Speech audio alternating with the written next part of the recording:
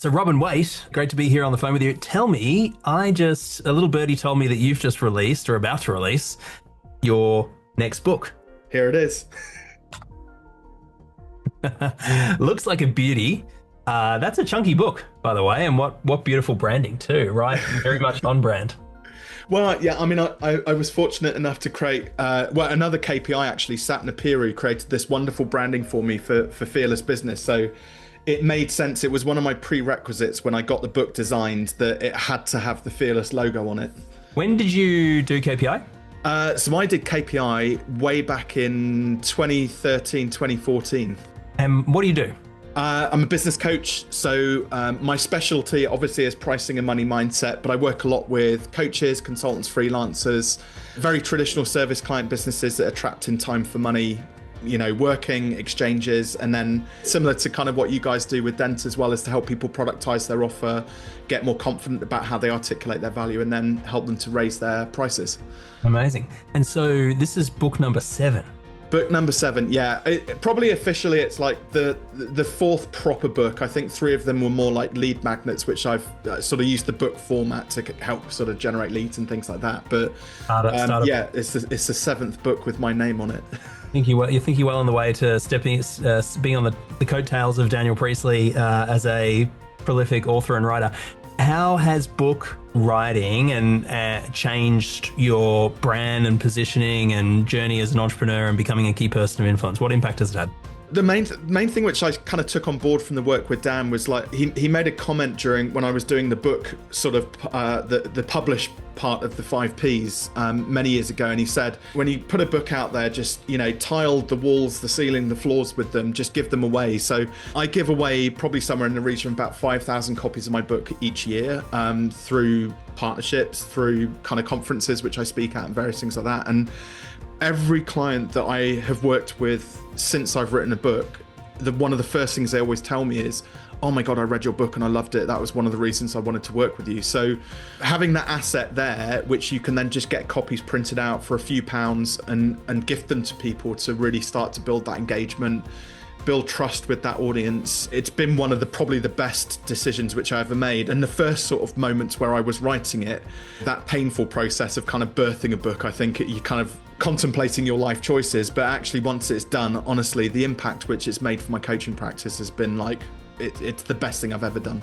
And the outcomes of all this is you run a great 6-figure lifestyle business. Tell us about some of the benefits and the leverage that you're able to get from building these assets.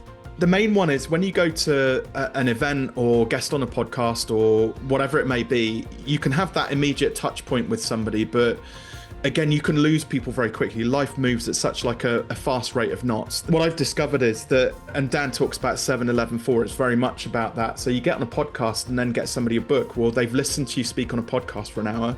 Maybe they'll spend, I don't know, anywhere between 2 to 5 or more hours like reading your book. And so by the time you actually get on a call with them to maybe talk about coaching or their business, one of the most common things they say is, oh my God, I can't believe I'm getting to speak to you, because they already feel like they know you through that process. It just cuts through all of the noise. The best thing is, like, there's no way that I could touch 5,000 people a year individually, like one at a time. There's just not enough hours in the day. So having assets out there doing that work for you means that you just got far greater leverage. I mentioned this to you before. It's culminated with, in 2023, I was very fortunate to guest on Ali Abdaal's podcast, Deep Dive podcast, which I know Dan's been on there twice. I knew that it was going to be big, but I couldn't have predicted how big. And what we did at the end of the podcast is, one of my other books, we were going to do a giveaway for 20 signed copies. Ali and I were going to sign a copy of one of my other books. So that episode went live on the 4th of August on his YouTube channel, and those 20 books were gone within the first 5 minutes of that episode going live, bearing in mind it was a 2.5-hour interview. Over the course of the following 90 days, I think I had 1,500 requests come in for the book, and I just kept on sending them out. I was like, I just had blind faith that something good was going to come out of shipping these books, across scores of countries all around the globe. And the whole campaign in total, I think, netted 3,000 leads into my email list within the first 12 months. I can attribute somewhere close to £300,000 worth of new business in terms of clients coming through my coaching practice as well within the subsequent sort of 18 months to 2 years following, that interview. And that's solidly just from having that call to action at the end of the podcast.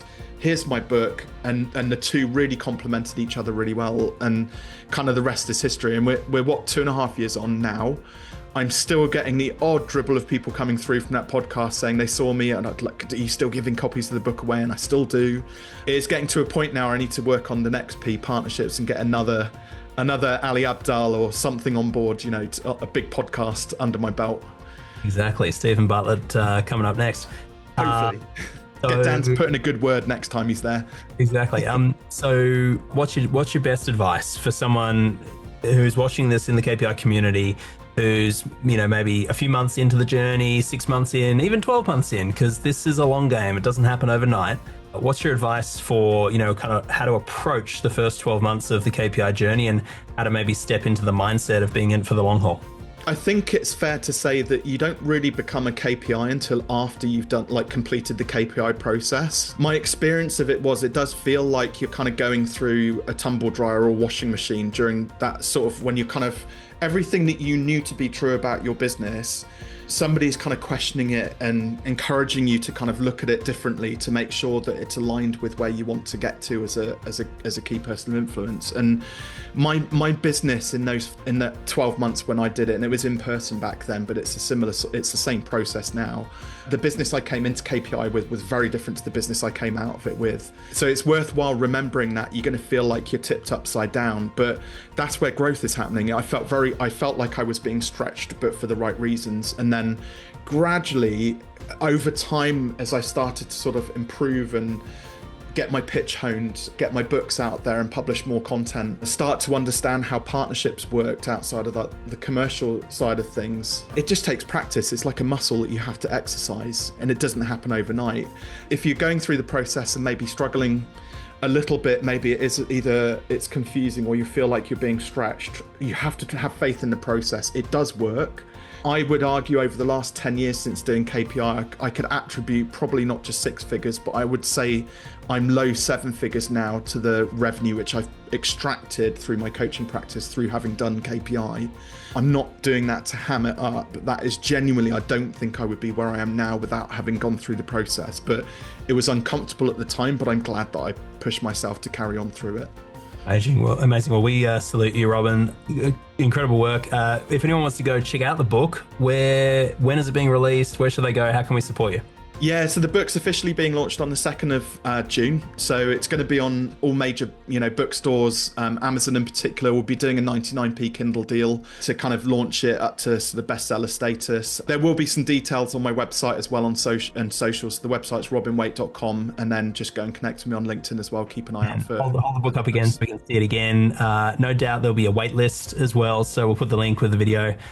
And there's a wait list. There are some promo copies available pre-launch as well. So if people are going to get involved with the promo on the 2nd of June, they will be able to get hold of an actual physical copy of it as well, potentially, if there's still any left. If you're on the KPI journey, hit up Robin, send him a message. He's a great guy. He's very, very, very supportive and encouraging and helpful, and very open to collaborations, opportunities, partnerships, etc. So, Robin, great to chat with you today. Thanks for being here, and congrats again on the book. My pleasure. Thanks, Mike.